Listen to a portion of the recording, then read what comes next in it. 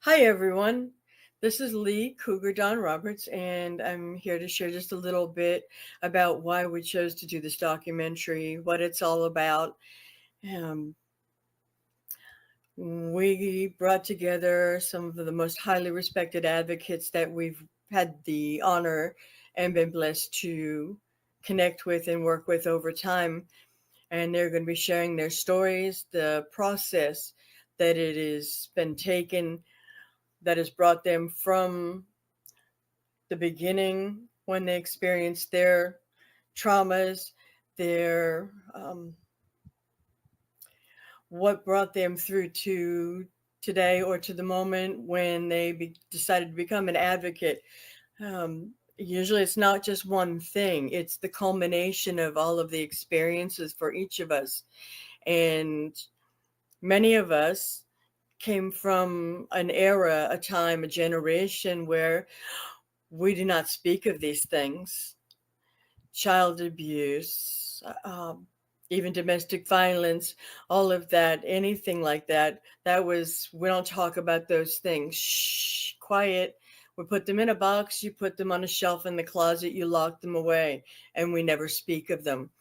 But things are changing, thankfully, because if we don't talk about these things, then as individuals, we cannot begin to heal the traumas. There will always be scars that remain, but we can't even begin to heal unless we talk about these things. And we need trusted advocates, trusted friends who can help guide us on that journey, whether it be domestic violence, child abuse, the causes for animal abuse, animal welfare. Those are all areas that interconnect in some way, shape, or form. And as we each come forward and we share a bit about our journeys, we heal not only within ourselves, but we help others heal. We are the light for others who can't find their way. We are those who extend our hand out and say, hey, I'm here. Let me help you. Let me walk with you. Um, we need that. We need each other. We need the support. There is a lot of inaccessibility for support, depending on geographic location for some individuals and depending on what kind of a community you're from.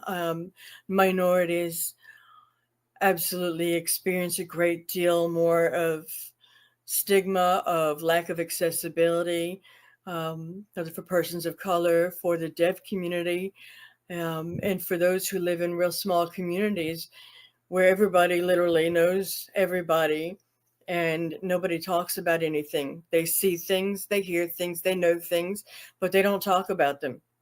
And we're finally at a place where a lot of that is changing. There is still a great deal of stigma and a lot of hush hush. Mental health struggles. It's very difficult for people to talk about because, our bodies can be sick, but what about our minds? Our minds are experiencing trauma. We need to help heal what's going on there.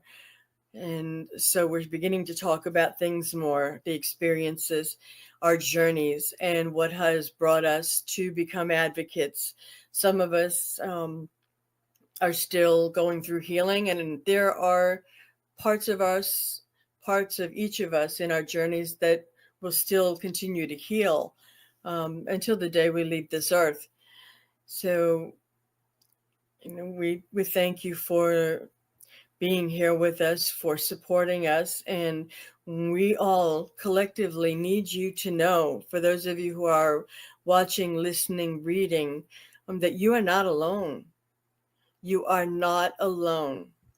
And that's something that we each needed to hear growing up, going through our experiences. And so we're here to share that with you. We want to share where we are today. So many of us that have experienced the traumas, we've taken many different roads in life. We've taken different trails that have taken us to sometimes further experiences for pain and trauma. Um, but we finally reached the point where we met with someone who is there saying, hey, I'm here for you.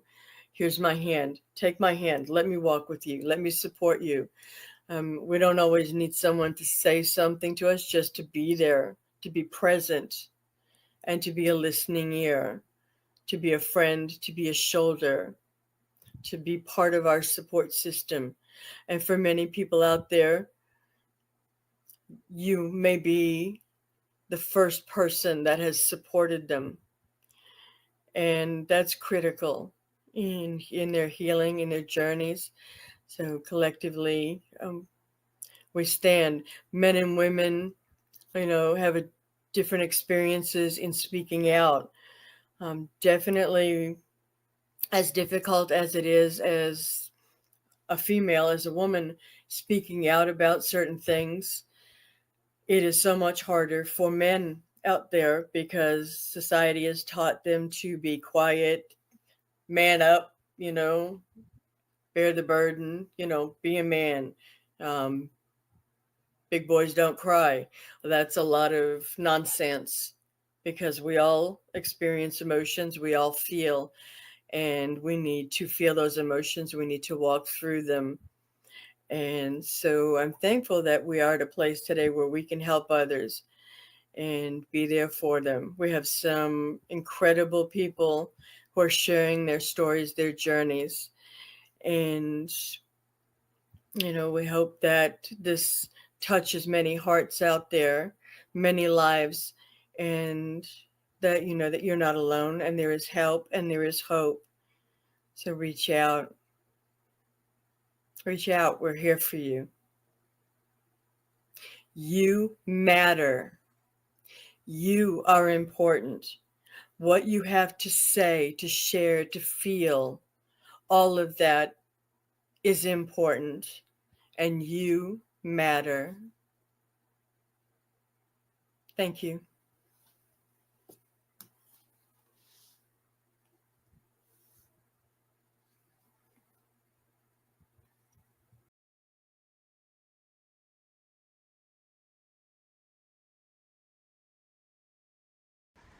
To stop and prevent child abuse in 2007. But I had been volunteering with other not-for-profit groups for quite some time, and it used to be called Canadian Hunger Foundation, CHF, and there was CAN ILF, Canadian International Learning Foundation, and I volunteered for a not-for-profit here in Calgary, where I live, to help new immigrants who are coming into the city to learn English and to try to help them sort of integrate into Calgarian life. I enjoy helping people, and I got into volunteering for a not-for-profit out of Michigan to stop and prevent child abuse, and that was about 2009 actually when I started doing that, and it was really because my whole life I witnessed abuse.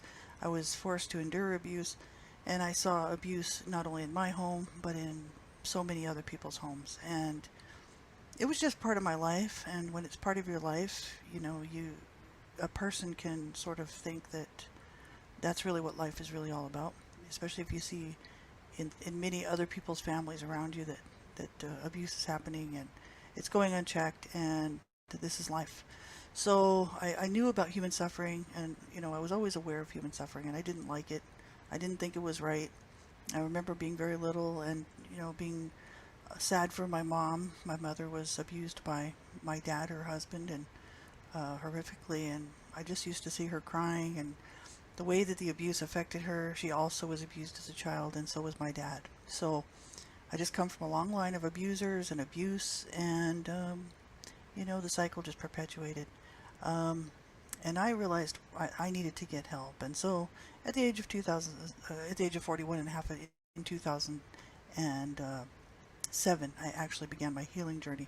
But in 2009, I began to advocate to stop and prevent child abuse, and it wasn't such a very popular topic, at the time when I started doing blog talk radio. I was doing a program. I just labeled it the whole issue because I was talking about all kinds of things like child abuse, domestic violence, uh, uh, sort of um, human rights issues around the world, the rights of the child, and all human rights. I was sort of tackling the issue that human rights are important, and if we don't hang on to them, they're going to disappear. And so I just really felt compelled to do that and just start talking, and I did. And I told, of course, a lot about my story, and it was part of my healing journey, and it really helped me out. But that's how I got started in it. I was all volunteer. I was happy to do it. I used to work full time and do this part just when I could. And also, my husband was terminally ill at the time, so I was trying to help take care of him as well. And so I was very busy. And then I just continued to work, and sometimes it was well received. Sometimes the public didn't want to hear about it, especially when I used to bring up the topic of CSA child sexual abuse. I got a lot of resistance talking about that, and not from people who just didn't want to hear about it because it was uncomfortable, but people that would say things like, "Why do you always talk about uh, child sexual abuse? Like it's no big deal." And I'm like, I'm a survivor of child sexual abuse, and I will tell you that it is a big deal. And it changed my life profoundly. And would people say, well, it would ask me if it ruined my life? And I would say, no, but it changed my life profoundly because I was not able to have children due to the child sexual abuse that I suffered. So, and also it just warped my persona as a woman. Who am I as a woman? Um, because of the CSA that I suffered as a child, incest. So, I had a lot of healing work to do, and I started talking about it. And I'm like, I don't care if people want to hear about it or not. If you don't, I would tell people while I was talking on my blog talk radio program or my videos or on YouTube or wherever I was at. I was like, if you don't want to listen, don't listen. Turn the channel, change the channel. I'm talking to people who do care about children. I'm talking to people who care about people and who want to make a positive change in this world and who want to make change, who want to stand up for the rights of the child, who want to stop abuse and domestic violence, who want to educate the public, that this doesn't have to be life. This isn't the way it should be. And so I'm just one of these people, along with several others that I had met along the road, who wanted to make change. And so I was very thankful to be part of these groups that I volunteered with. And I'm still in very close touch with a few of them, Donna Kshir and Lee Roberts. And there's many other advocates out there that, did phenomenal work. And, I just didn't stay in such close contact with them. But, there was so many wonderful people that I met who were survivors of abuse and who went through such horrific things and were out there trying to help make a difference. And I thought, wow, this is what I want to do, and that's what spurred me to do this. So, was it well received by the public? Not really. I mean, nobody really. I mean, who wants to sit and listen to abuse stuff? Mostly child prevention advocates. People who care about children, who work to stop and prevent child abuse, and child advocates and things like this, and abuse prevention people. They're into it, of course. And then people who've been abused, will quite often sort of check out to see how you're doing because they have maybe started their healing journey or they want to and they don't know how, and quite often survivors of abuse just think they're never going to be able to heal. And so I just wanted to be an encouraging voice, and really just one more voice out here, like I said many years ago, just one more voice out here, just standing up and saying, stop child abuse, and one more voice out here to support survivors of abuse. So that's what I did. I was really thankful to have an audience the audience that I did, especially from 2009 to 2012. And then I sort of backed off a little bit, and life became busy, and I was also working on my own healing journey for the CSA child sexual abuse, and I wrote 3 books, all dealing with my story, my truth from my point of view, but also looking at it as a big picture. Like I didn't want to just play the victim and just tell a story like that. I wanted to sort of paint the real picture of what happened to my family and also to me. So I was glad that I did that. It was a huge part of my healing journey, and I donated all the funds to that to not-for-profits to that work to stop and prevent child abuse. So it was really a wonderful healing process, and I was happy to do it. I think that our work actually, and that my work actually stands for what I tried to do. I really wanted to just be a voice out here. It was never about making money off of people. It was never about making money for myself or a name for myself. You know, it was never about trying to be pushing my weight around like I'm some sort of famous person. You know, I live a very private life, and unless I tell people what's going on in my videos, nobody really knows except for my very closest friends, which would be Donna, Kshir, and Lee Roberts. So I live a very private life. So my husband passed away in 2018, and that threw a curveball in my life, and many things have come up, my own health issues. And but I really look back on those years where we were really I think we were a force to be reckoned with, all of us out here, with many not-for-profits, which I won't name names, um, who work to stop and prevent child abuse. There was so many of us. So I just was so happy to be able to add my name in with theirs, is what it was. And it was such a wonderful experience to be able to be part of that. And I mean, you know, it is what it is. We did the best we could. We really tried to get laws changed, and Donna Kshir, Lee Roberts are working on that right now. But Donna Kshir actually was part of getting some laws changed to help protect children, to help save children's lives. So, you know, it was just so great to be part of that. You know, it's wonderful. And so, you know, was there things that I wanted to do that I wished I could have done? I wished I could have had a bigger platform. You know, not for myself, but just a bigger platform to reach more people. But I didn't want to compromise the message, and I knew that if I was going to try to get a bigger platform, I'd have to compromise my message, and I was unwilling to do that. So I wanted the truth to be out there. I wanted the truth to be known. I want child abuse to be stopped. And the truth is ugly, and most people don't want to hear about it. So I didn't change the platform, and so therefore, you know, a very limited audience, right? So that's fine. But what I would like to see for the future, for, you know, going forward, for the future advocates of the world, you know, these young people coming up who are thinking about getting involved in child abuse prevention and child rights advocacy and the protection of children, that you would take the baton and you would run with it as fast and as far as you can. Take it as far as you can go. You know, we need everybody's voice in on this. I'm getting up there in age, and there's not much I can do anymore. You know, you hit a certain age and you're really quite almost ineffective, you know. It's kind of like, you know, I've done what I can, and I'll always be a voice for children. I'll always do what I can to stand up for children, for the rights of the child. But I mean, my voice is pretty well done. You know what I mean? Like, as far as being a public voice. But I want to encourage other advocates out here to keep going, and you know, don't like don't give in to the powers that be that say that well, you can't do this and you can't do that. You know, we need to speak out against this, and we need to stop child abuse, and we have to be a very powerful voice in order to do that.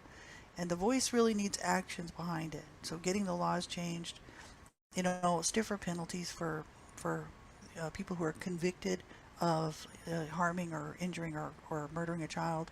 We need stiffer penalties. We need more education, you know, regarding, bonding with children, how to, you know, that you don't have to hurt and harm your child. That you don't have to. That's a choice you make, right? So we need more education out there. We need help as a society, as you can tell. And, you know, if you look around the world situation today, there's no peace in it. There's no real peace. I'm a Christian, so I mean, I know the true peace. That's Jesus Christ. But, you know, as far as this world goes, this world needs help. And if we don't stand up and help, who's going to, right? So really, it's a very, very important role to play the advocacy role. It's not always popular. It's not always fun dealing with child abuse stuff, and dealing with such horrific stuff like domestic violence, and you know, it's you know, child sexual trafficking. I mean, all of it encompassed in there. I mean, it just goes on and on and on, and advocates tend to burn out after so many years, and they get tired and they get down, and they just want to do something else that's fun, you know, because it's hard work to look at this stuff in the face all the time. I know for me, I grew up in it, so I'm just used to it, so I'm okay to sort of stay immersed in it. But because that's my life, my whole life was about, you know, being abused, growing up in an abusive home, and you know, just the consequences of the abuse. So, you know, I'm like, well, you know, I was already there, so it's not any different for me to think about it now. But for a lot of people, it's very hard on them, and they can really only do it so many years. But I would say, if you're an upcoming advocate and you're getting involved and you're thinking about it, I think this is the highest calling. I really do. Besides being a parent, a good parent, because children, parents are just supposed to be good stewards of their children and do the best that they can to bring them up with care and concern and love and compassion. And the world would be a much better place if everybody would do that. You know what I mean? But if you're an advocate and you're coming along, and you're thinking, will it be received? Won't it? You got to remember why you're doing it and be bold. Be bold in your voice, and speak out and be bold and get the laws changed and protect children's lives. Save them from abuse and save them from being murdered, because children are precious. They do count. And if you're a survivor of abuse, just remember that it never should have happened. It's not your fault. And your voice does matter and it does count, believe it or not. So, yeah, I just I just hope that the future generations can do better than we did. I really would like to see future generations of advocates out here doing more than we could ever do. And that's my prayer and that's my hope. Thanks everybody for all of your support through the years. And just know I will always be a voice for the children. And I do care. I'm not turning my back on this situation. But it is time to pass the baton on and to the next generation. So thank you so much for all your support through the years, for just hanging with me and being with me and encouraging me along the way, and for supporting my work and supporting all the not-for-profits that I was involved with. Thank you so much, because we couldn't do it without you.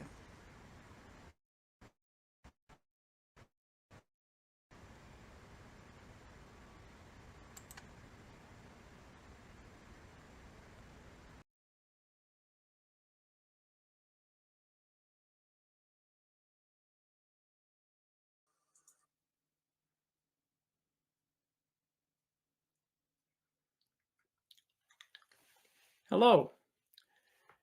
Greetings, folks. My name is Michael Skinner, and I live in New Hampshire, and I've been here for a few decades now, originally from Massachusetts. I'm going to share a few things about parts of my life that led me to become an advocate and educator around the matters of trauma, abuse, and mental health challenges, or I also like to refer to as mental health injuries. I've been a musician all of my life, and I've been grateful for that because it's been a great vocation. It's brought me peace. It brought me a sense of community. It gave me my first experiences of being with peers, being fellow musicians. And let's go back to the fall of 1992, how I came to be where I am today. Back at that point in my life, life was pretty good. I was happily married to my wife, my partner of a couple decades. We had 5 children.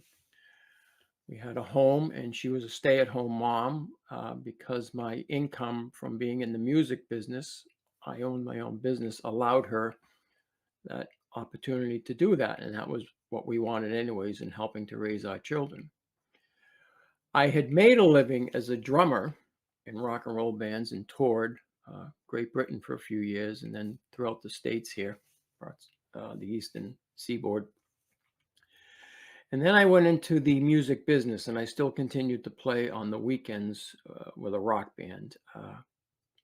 Because again, this was professional. This is how I made my living. So again, 1992, things are looking good. But during that summer, I was attending adult children of alcoholics meetings because I came from a home where my father was a raging alcoholic. Also, part of that dynamic was the fact that both of my parents, my mother and my father, were pedophiles. And they had friends who were equally of that nature.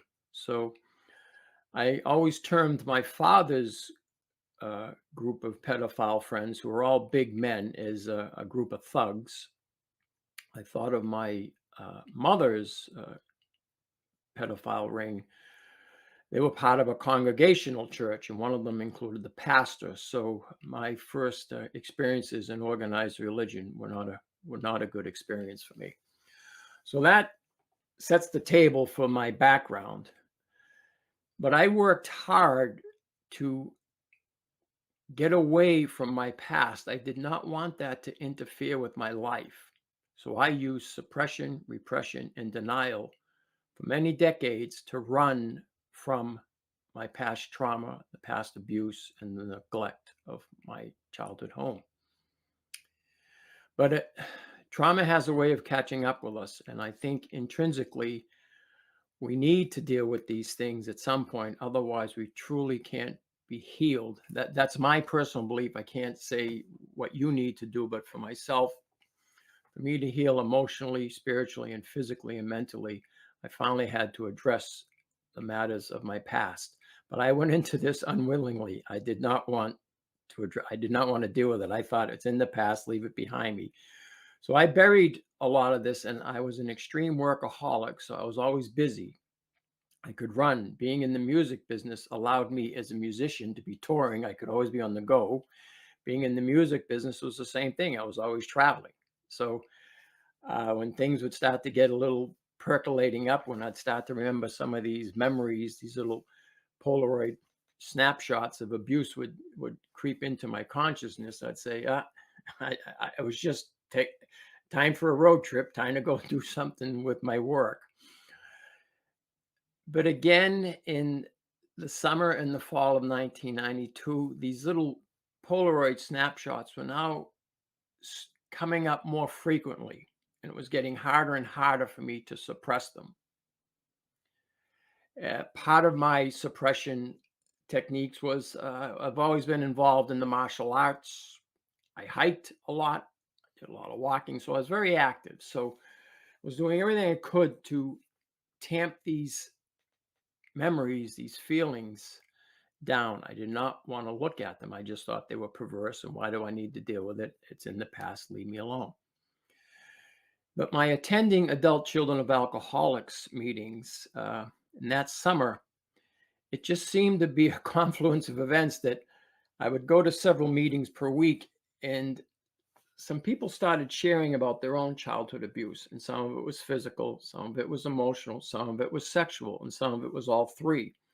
So when they would be talking, sharing their feelings of what this had done to them, to me, it just felt like the fingers down the chalkboard. So when this just kept getting worse and worse for me, those memories, the feelings, and those Polaroid snapshots just kept rolling more and more. Long story short, January of 1993, I had a nervous breakdown. Everything fell apart. Those little snapshots now became as if it was a movie, and it just played nonstop. And it did a number on me. It literally knocked the wind out of my sails, physically, emotionally, and spiritually. I've encountered a lot of physical activities. I've wrestled, I've boxed, and when I was younger, I was in a lot of street fights, but this was the most debilitating pain I had ever experienced in my life. It was as if my body was on fire inside. It was like all these electrical signals were misfiring, and I just felt like I was burning inside. And then I always suppressed crying. I didn't cry, but now I was crying uncontrollably. And it's like, where is this coming from? Back then, my wife was very supportive for me, as well as our children. But one of the things that hurt, this is what I learned, and this helped me in becoming an advocate. Childhood friends and people that I knew that I thought were friends, fellow musicians, fellow musician business associates, who I networked with all the time. We went to parties together. We went to family outings together. Most of them pulled away from me. They wanted nothing to do with me because now I was given a label of post-traumatic stress disorder and major depression. So that falls under the label of mental illness. And this is when I first learned about the stigma associated with mental illness. I don't like those two words. That's why you heard me say mental health challenges and mental health injuries. But that was the language that was being thrown at me back then. Michael, you're mentally ill. You're never going to work again. You need to accept this. So this is what I was hearing, despite a life of working since the age of 10, earning money. I was earning money as a drummer at the age of 12 my whole life. So I have been working. That was part of my identity. My other big identity was a musician. My other big identity was a dad and a husband. This breakdown, which I later came to see as a breakthrough, interfered with all the things that gave me meaning to life. Those were my labels. That's how I identified. I just felt I was a musician. I'm still a musician. That's what I love. But that was stripped from me.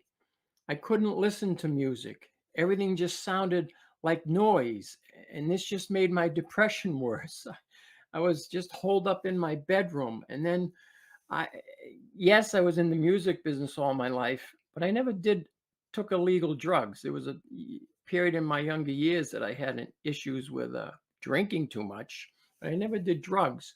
Now all of a sudden I was put on this regimen of psychiatric medications, some of which were for antipsychotics, and I was not psychotic. It just made me numb, dumb, and just sedated.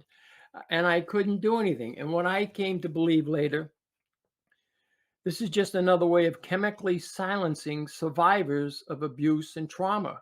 They don't want to hear it. So the best way to do this is let's just drug them up and let's keep them quiet. Again, these are my personal feelings and thoughts, but I've witnessed this and have heard this from other fellow survivors of trauma and abuse. I'm not against medication to help people heal from their depression, from their post-traumatic stress, the bipolar, whatever issues you're dealing with. I have friends that take medication and it helps them immensely. I was one of those, that percentage, that they don't help. And all it did was create toxic effects upon me. The biggest one was it gave me suicidal ideation. And sadly, I acted upon that 3 separate times over the course of several years.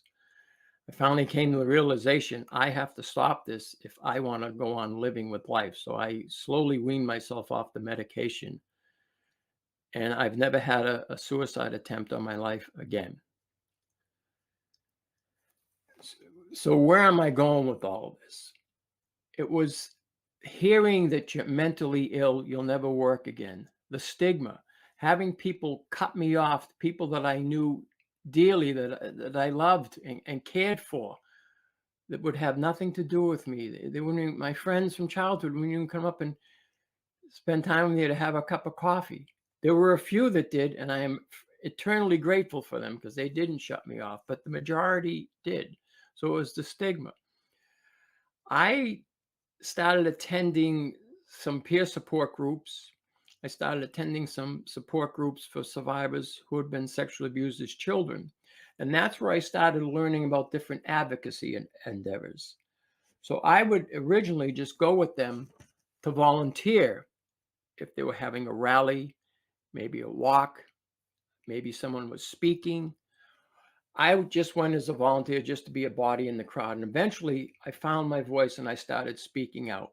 And I was addressing the mental health, I was addressing the trauma and the abuse. And in time, people were hearing me speak. So I was saying, I was doing something that was resonating with people. I was then asked to start presenting at conferences or presenting a workshop and doing all these different things.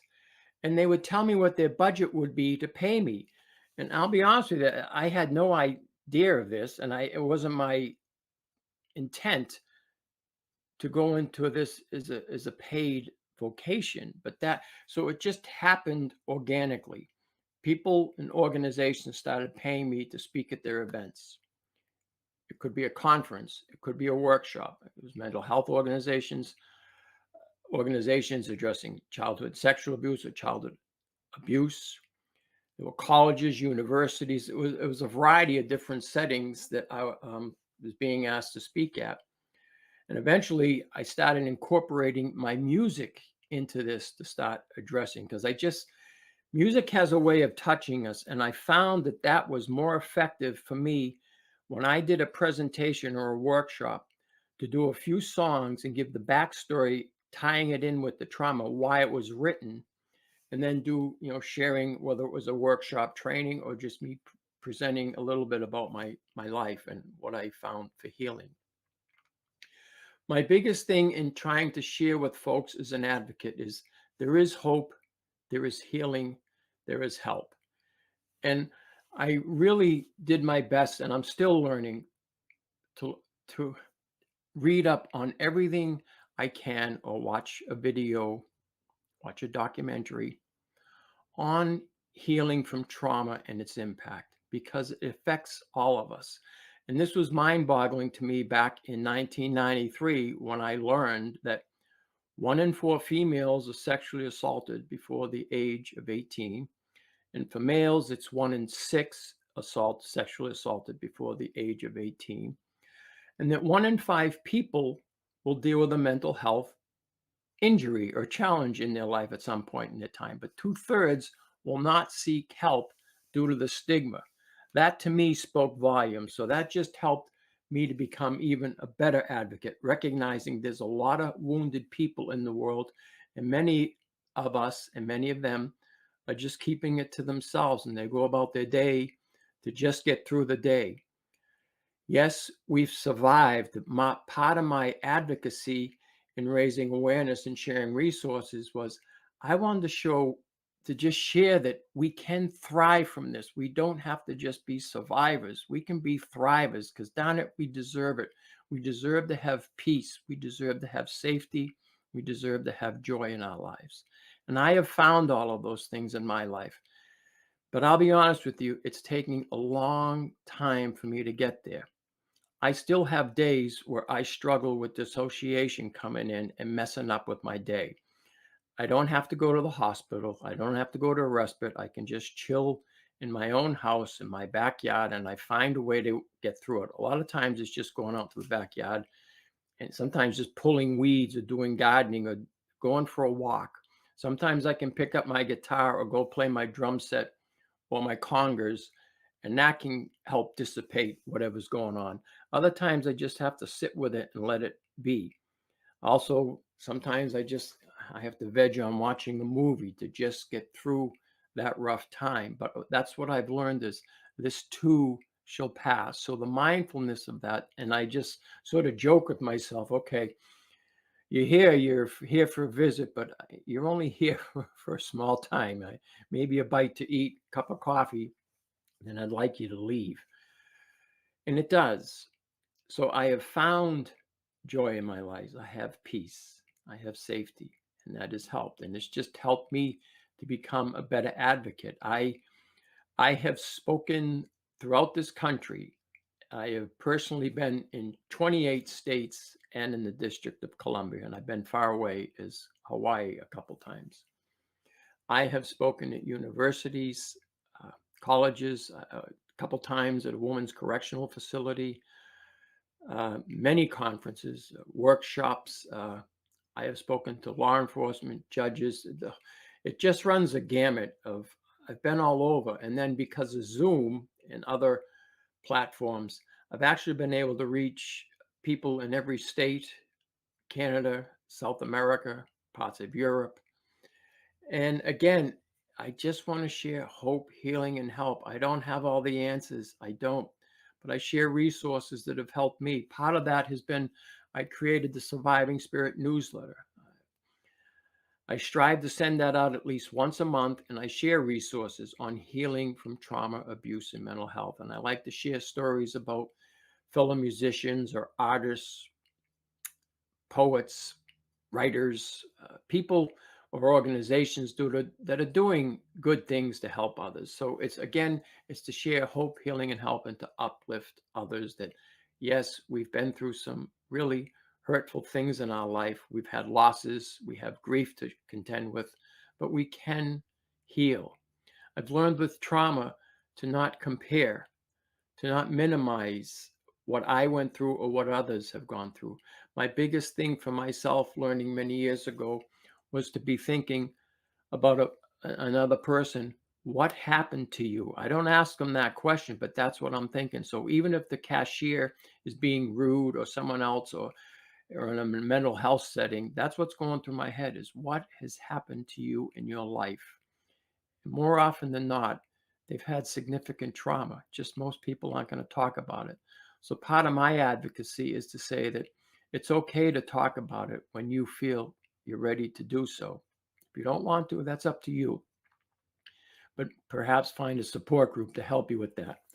I've learned that in trauma, there's still a greater part of society that still blames, shames, and punishes the survivor. So that's, again, part of my platform. I just use it. I speak out, and I will continue to speak out. I don't do as much as I used to. I'm older. I'm learning to rest, take care of myself. And I am grateful for all the younger folks that are up and coming to carry forward this work, because I learned from others, and the younger folks are learning from those that are older than them. So I'm going to close now with that there is hope, there is healing, there is help, and you deserve it. You deserve the peace, the joy. You deserve safety in life. You deserve to thrive in life. So if there are things that have impacted you in life, I guess the best advice I could give you is to learn everything you can about trauma and its impact. And there's a multitude of books out there, websites and articles and videos that can help you on that journey to healing. And just chip away at this. Don't try to think this can happen overnight, because it's not. Because I'm many decades later and I'm still healing. I find that healing is a journey. And I think that's true for all of us. We're on a healing journey together. So thank you for listening. Thank you for honoring me with your presence to be here. And all the best to you.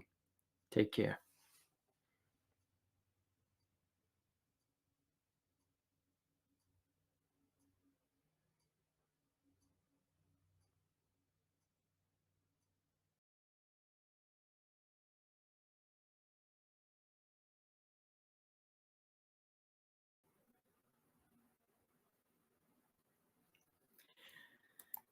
Hi, everyone. This is Lee Cougardawn Roberts, and I'm going to share with you about how I got started in advocating for the protection of children, children's welfare, their rights.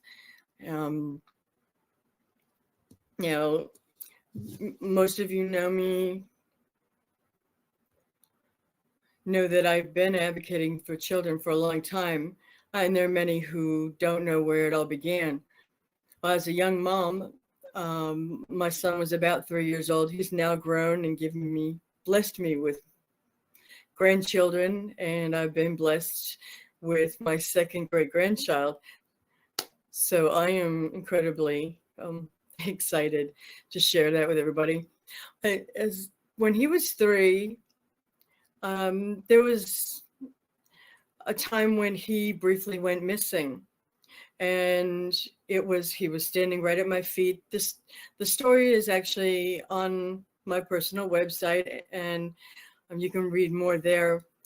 But he was located pretty quickly in under 2 hours, and it could have been worse because he was actually rescued from someone who was not a good person at all, and I could have never seen my son again.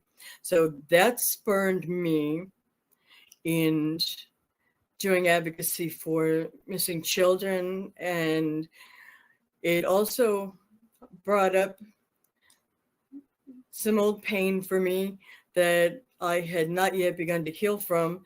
And so with those memories, with that pain, I began to heal, and then I started working in doing all that I could to help protect children and to make a world, or help create a world that was totally safe for them, where they wouldn't be hurt, where they'd be protected. There's just so much out there, and it's become worse. And it's going to take all of us out there to help protect them.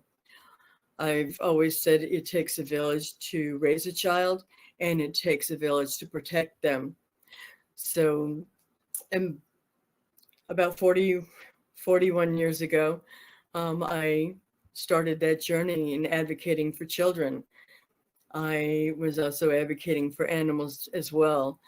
The two really go hand in hand. As when animals are harmed, there is a higher incidence that there's a connection to domestic violence, to child abuse.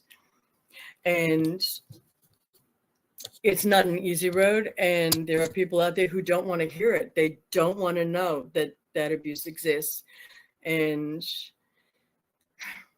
well, once I started talking with the encouragement of God, because being a public speaker and sharing things, it is way out of my comfort zone. So the credit goes to God for bringing me out and helping me get ready to share all of this with the world and bring greater awareness to child abuse, to child rights, and to protecting not just our own children, but every child, children in the community, children in the world.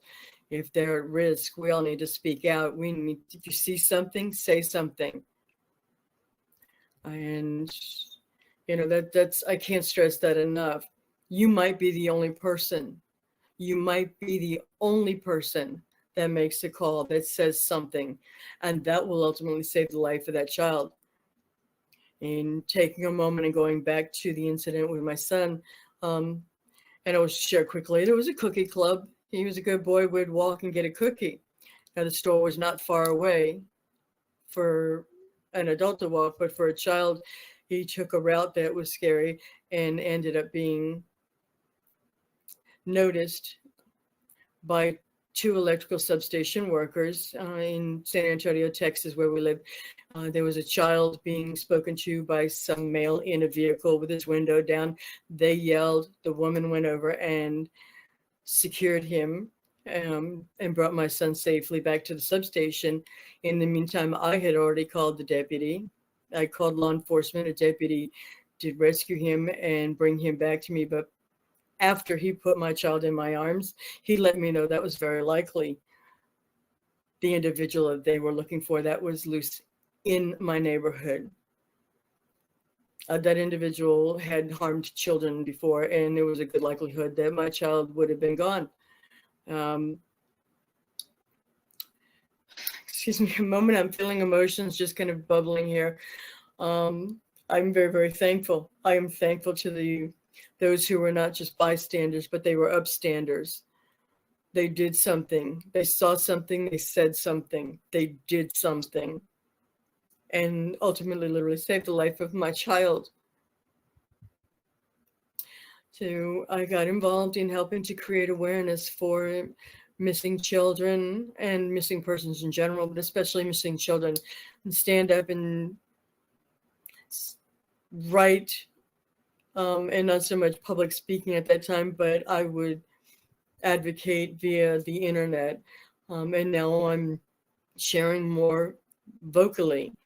Again, public speaking is way out of my comfort zone, but that is where God wants me. Yeah, this is what he wants me to do. And so I know that he will prepare me for anything like that and for talking to groups out there. And I have met some amazing advocates over time. One of them, I started working at volunteering at a nonprofit organization, and excuse me, based in Michigan. And I met two amazing advocates there, one of whom is assisting us with doing the documentary and putting things together. And that's a very, very special person to me, to my heart. And I've got to mention, or at least her first name. So Sissy Lobo, I'm forever grateful to her. We've advocated together, and my sissy Donna, Donna and I began a nonprofit together. We started advocating together at another organization, the three of us, actually in the beginning. So we've known each other for quite a long time. And advocating is not easy. It is draining.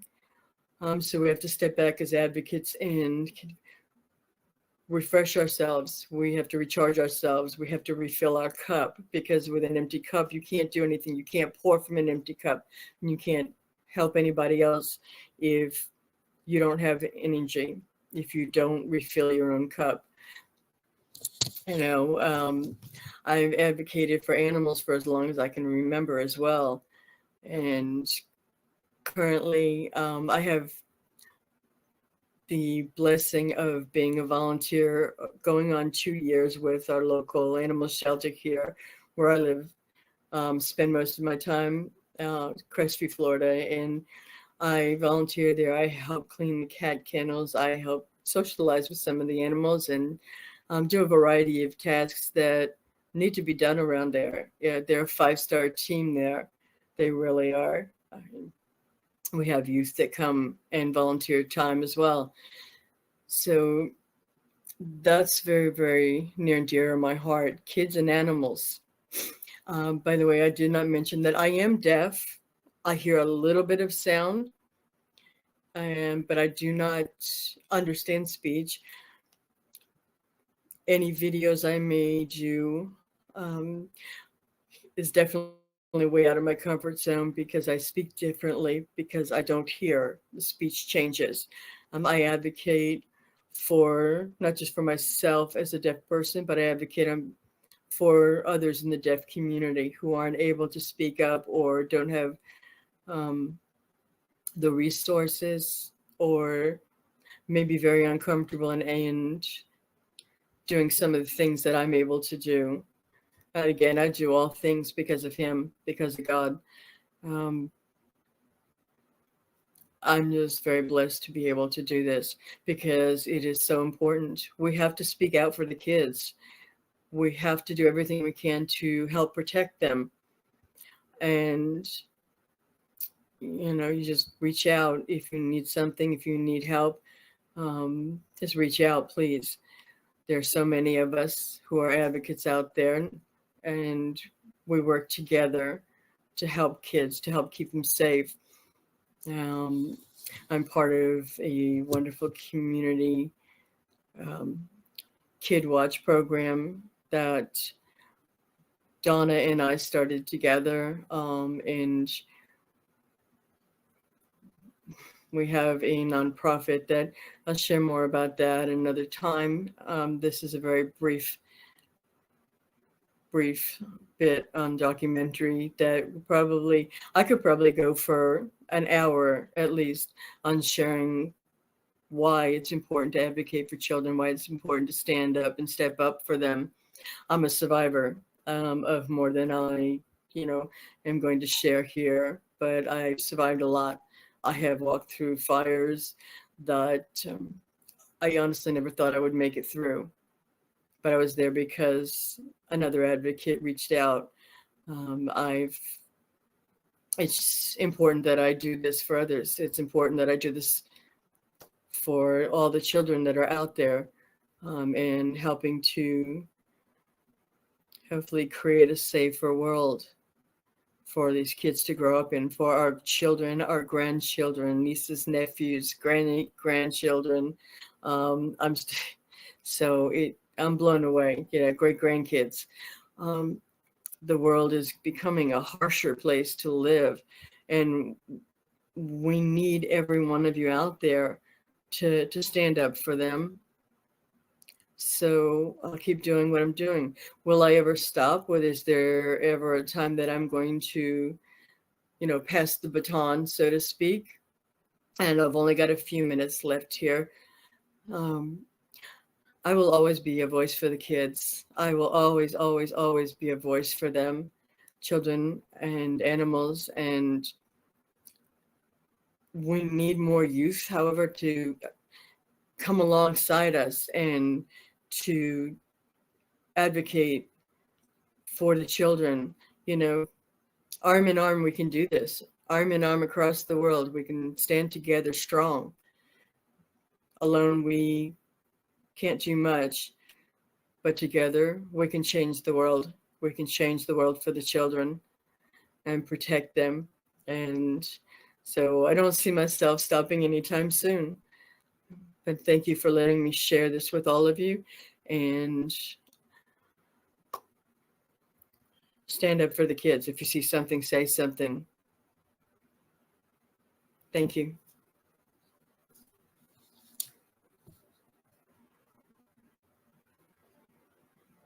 Opportunity that we have with Aaron here. I'm so excited that he is here with us, and I'm so hopeful about this.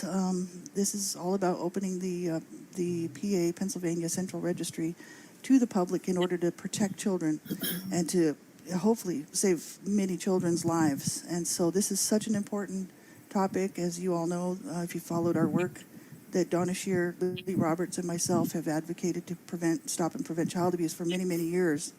And so I just want to start this conversation out by asking Aaron, what were your initial thoughts when you received this email from Donna?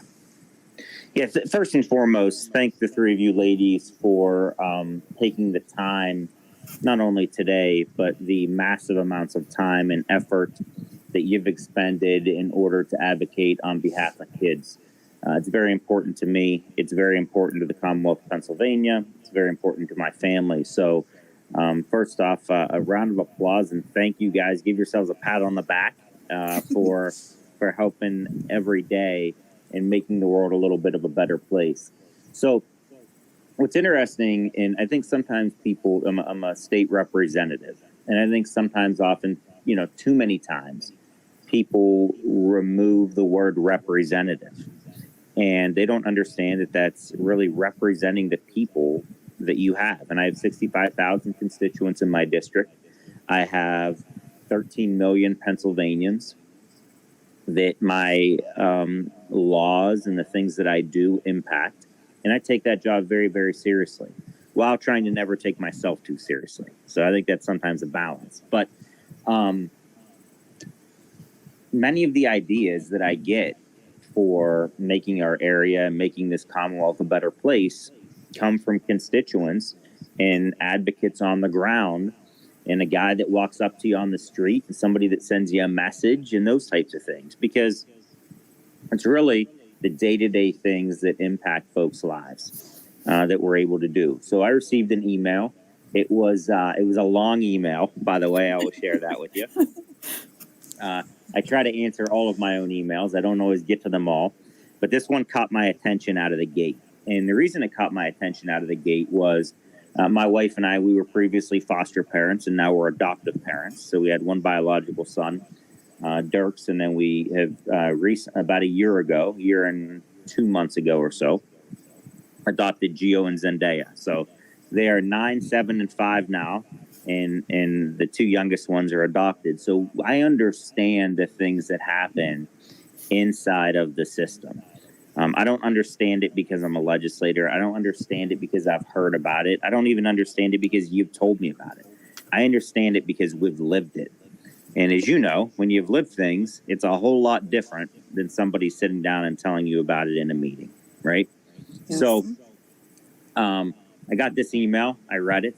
And I said, geez, first off, I can't believe that that's not already in existence. And then I started thinking, I'm like, if it was in existence, I would already take a look at it. So, you look and you say, okay, what are the things that we can do to make our area a safer place, our Commonwealth a safer place to protect kids? And most importantly on that, what are the things that we can do in order to make sure that parents and guardians and grandparents and neighbors are aware of who is living near them that may intend to do them or their children harm. And that's the exact same reason that we have Megan's Law. Mm-hmm. It's for awareness. It's not for punitive purposes, but it's for awareness that an individual did X, Y, Z, right? Yes. So this law that we are working on and creating, I've already sent out a co-sponsor on, it would basically, when an individual is convicted of a crime against a child, And once again, this isn't just a crime that's sexual in nature, right? Because that would be already covered under Megan's law. But a crime, a serious crime that's committed against a child, that then they would be on the registry. And the first couple of things that I get are, geez, what's the cost of something like that, right? Because, you know, regardless of safety, I mean, it's very, very important, but you always have to be aware, what's the cost going to be? Well, the nice thing is in Pennsylvania, and every other state, by the way, we already have a system set up in order to do this. So we already have Megan's law. So it would literally be the exact same thing, except a different database that would be used for, and it needs to be different, by the way, per law, a different database, but the same processes in place and the same everything that folks do that would be used for this in order to protect kids. And, you know, I think it's very, very important that people know who their kids are around. I think it's important, especially in today's day and age, that we see who our kids are associating with. And nobody protects your child better than you. We know that. And that's not a teacher, that's not a neighbor, that's not anybody else. Nobody protects your child better than you. And this will provide the opportunity in order to do just that. Yes.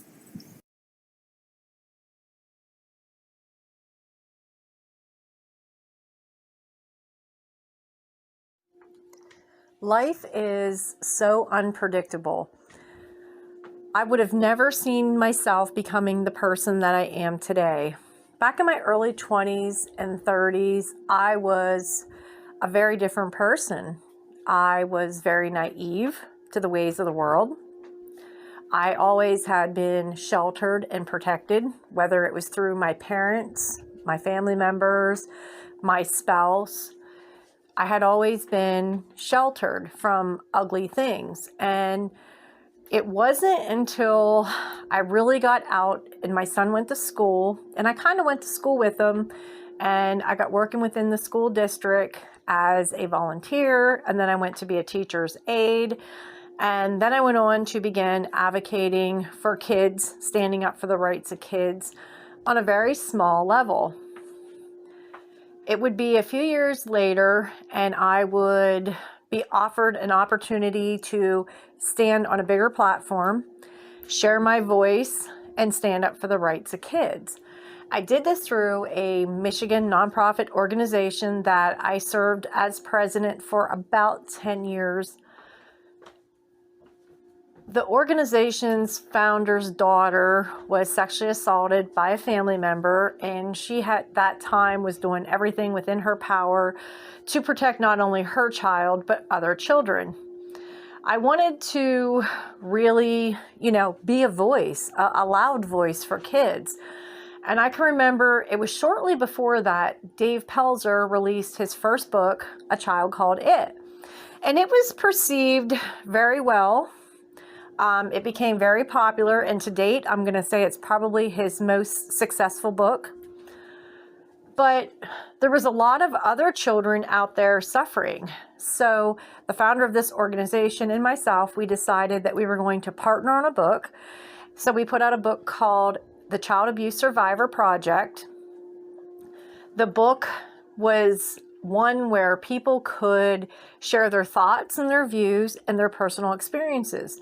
Some of the stories were very graphic, very eye-opening.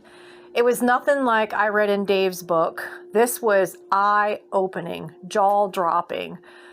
I had never seen or had heard anything like it in my entire life. I remember getting a call saying that they were going to pull the book off of certain websites.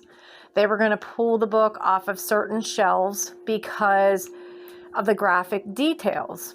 And I remember defending ourselves and saying, child abuse is graphic. Child abuse is ugly.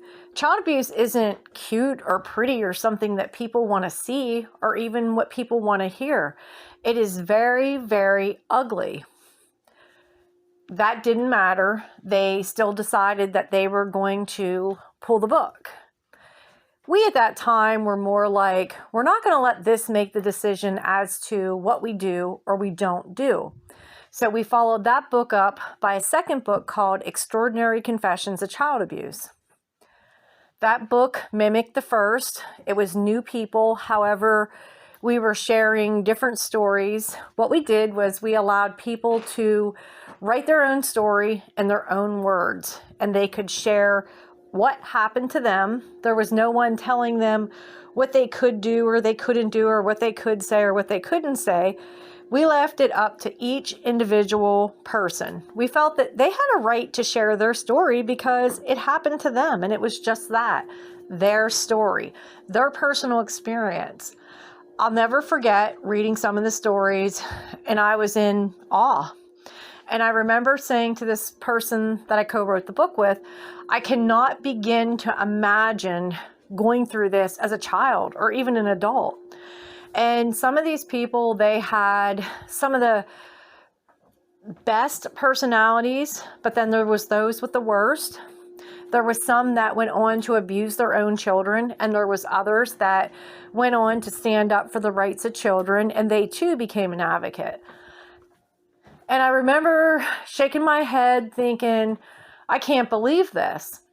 As time went on, I realized that the more someone suffers from abuse, the more trauma they have and the more baggage they carry with them throughout a lifetime.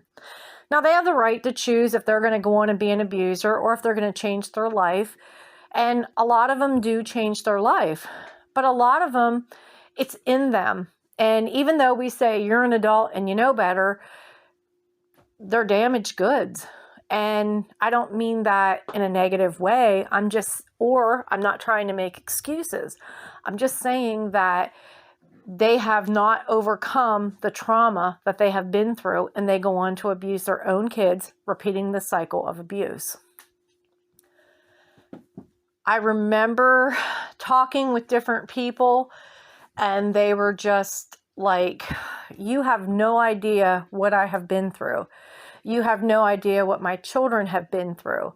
And I remember sitting there listening to yet more stories and meeting with different people. I remember visiting an abuse shelter, and there was women and children there battered from head to toe. My heart broke. I remember breaking down in tears, and I remember the one person who always walked us through an airport or an event. He said, "Chin up, girl, chin up." And I did. I put on a brave face, but I couldn't have my chin up because my heart broke for these kids.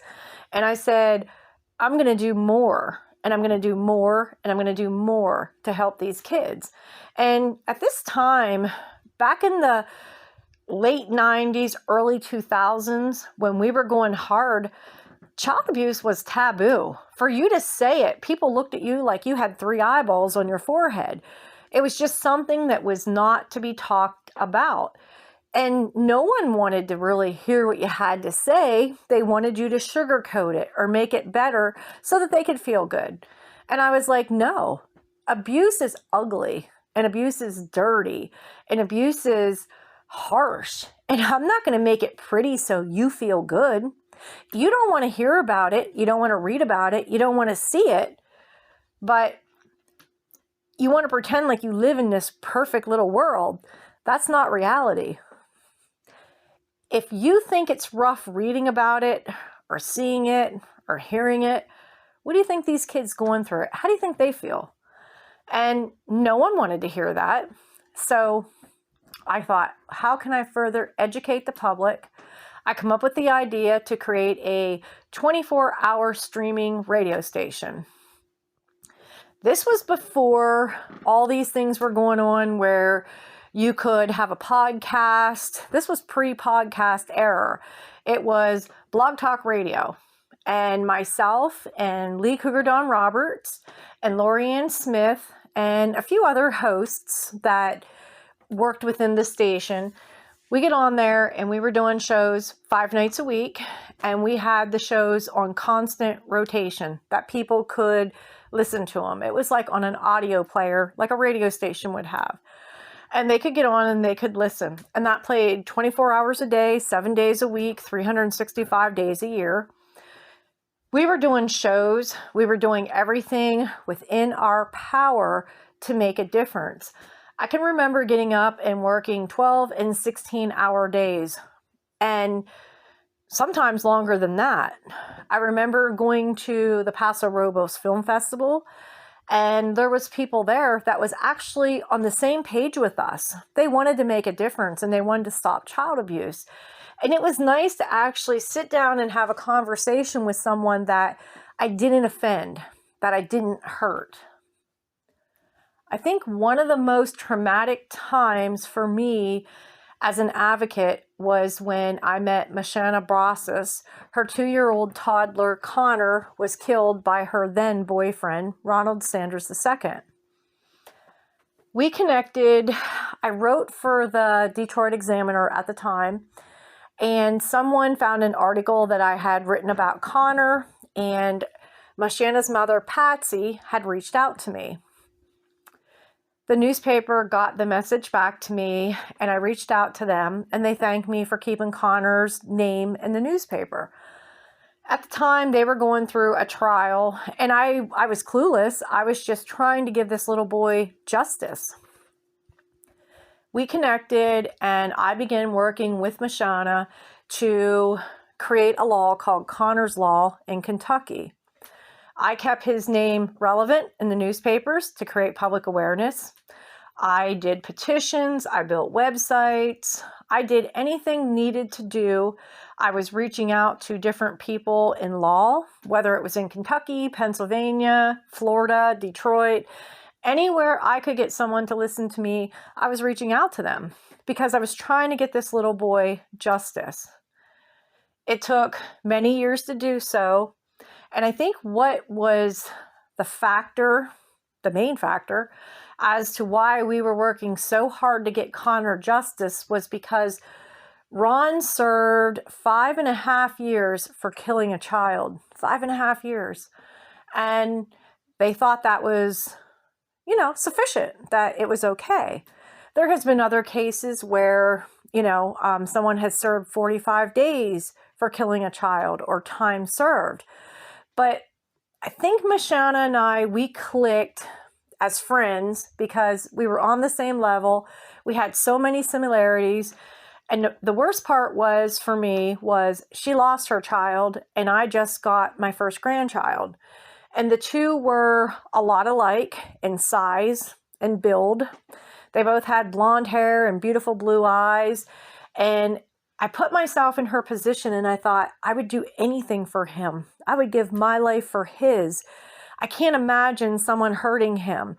I can't imagine, losing him. He was my everything. So I just couldn't imagine.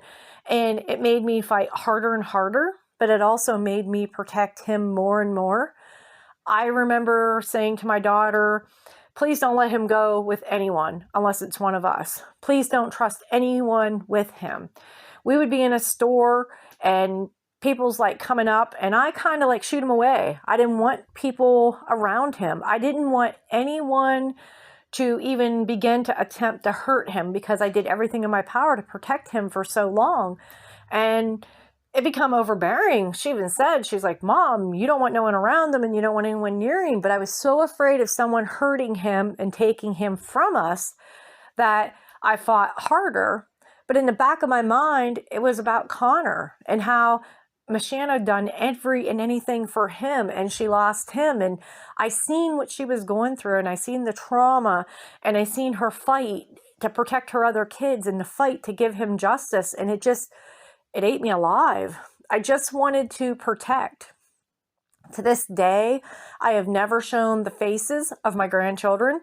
I have publicly never shared the names of my grandchildren because I didn't want someone to try to hurt them to get even with me. In the past, I have said a lot of things to get attention. I've been on radio shows and I've called people out for abusing children, for killing children. I've had people say they were going to get me. I've had people say they were going to kill me. We have had events and people have tried to be destructive, rip our tents down, try to damage our things. It has been crazy because they think they have the right to abuse their child, and I'm saying they don't. And I'm out here and I'm fighting to make these laws stronger and to protect children. People don't want that. I know my biggest thing is the central registry. I'm trying to make it public like Megan's Law. And Lee Roberts and myself, we have been working on that for 10 years. 10 years. And there's people like, well, you're ruining my life and you're hurting me and getting a job and I can't do this because of you. No, you can't do that because of me. You can't do that because of you and your own actions. You are the one that chose to abuse and neglect or kill a child. I had nothing to do with that. See, you're hidden and you're protected on a private registry where nobody knows what you did, only you and a select few. I want to open the central registry so that people can pop on like Megan's Law and look to see before they invite someone into their home, before they get involved with someone, or before they decide that they need a babysitter and they're going to leave, their children with this babysitter. I want people to be able to get on and look, just like Megan's Law, and have the opportunity to protect their kids. You only get one chance with your kids and they only get one life. And you have to protect them. And I think we, as a society, should have every tool available to us to do just that, protect our kids. There are people out there disagreeing. I have received hate mail. I've received letters. I've received emails. I have had negative comments on social media. I've had people call me an illiterate ape. I mean, I've had the best of the best saying the most negative, harsh things to me that they can possibly say, but it doesn't faze me because no one's going to stop me on my mission to protect children. No one. It may be taking a little bit longer to get this law passed than what Connor's law did, but I'm going to see it through. Lee's going to see it through, and we're not going to give up.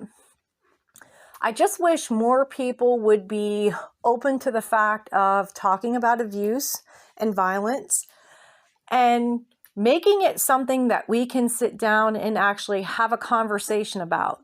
Let's not pretend like it's something that doesn't happen. Let's not pretend like it's a joke. Let's take it for what it exactly is. It's violence, it's abuse, and it's deadly, and it's costing us our children. I don't look at children like your children, their children, our children. They're ours, yours, mine, and ours. Children are everyone's responsibility. And I feel like everyone owes a child the right to be safe, happy, and loved. And that is something that I have stood by from the day I started. And that is until I take my last breath. That is my belief. I believe all children deserve to be safe, happy, and loved. And they don't deserve anything less but that.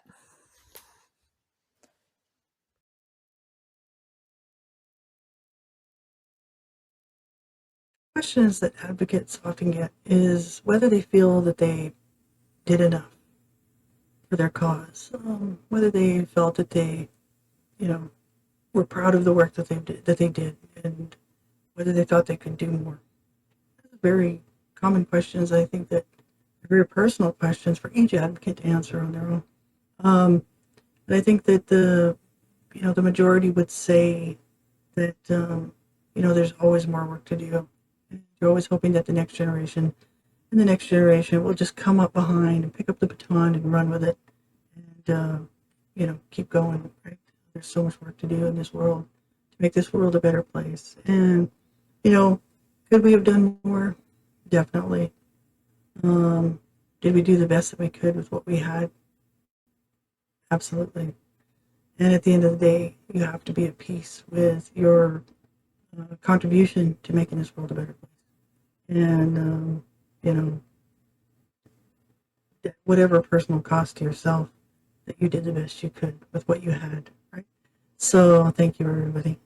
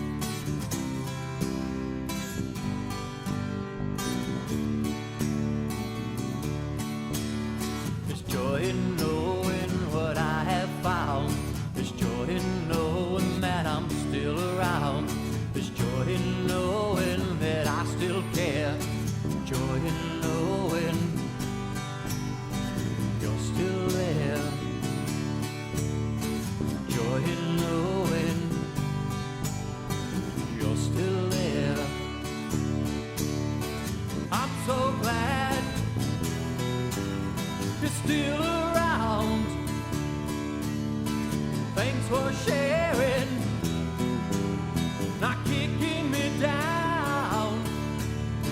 Some so simple, yet it's so profound.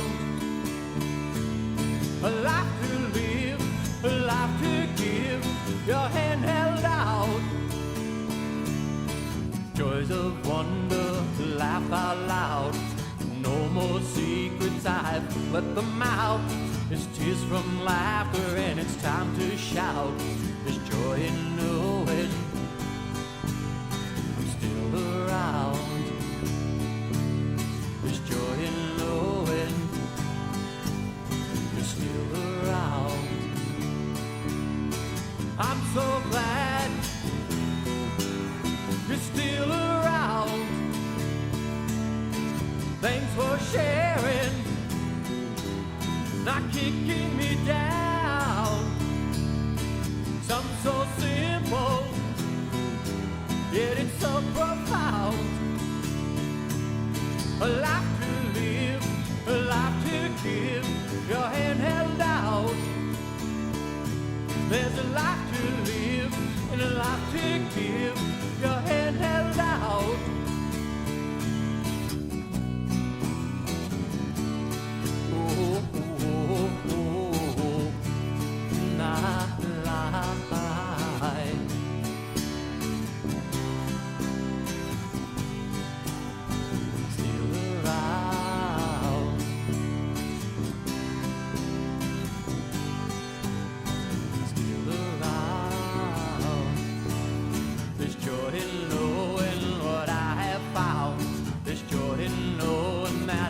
Still around, there's joy in knowing